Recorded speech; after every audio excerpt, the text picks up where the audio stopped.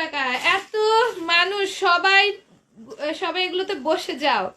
এই আমি প্লেনে বসবো, ঠিক আছে, আমি প্লেনে বসবো এখন। আর প্লেনেই তো সবার হয়ে যাইতো, প্লেনে তো অনেক জায়গা থাকে, সবার হয়ে যাইতো। তুমি আবার এত গাড়ি, এতগুলা প্লেন আনছো কেন বলো তো?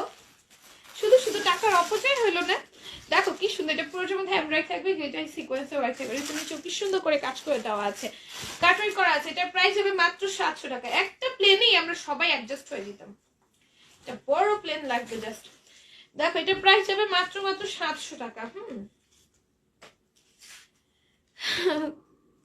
এই যে দেখো প্রিয়ারে আপু প্লেন দিয়ে দিছে। দেখো এটা কি সুন্দর, পুরোটার মধ্যে আমরা প্যারাশুটও দিয়ে দিছো যেন প্লেন থেকে জাম্প করতে পারি। আমি দৌড়ে আসতেছি, প্লেন তোমাদের জন্য দিলাম।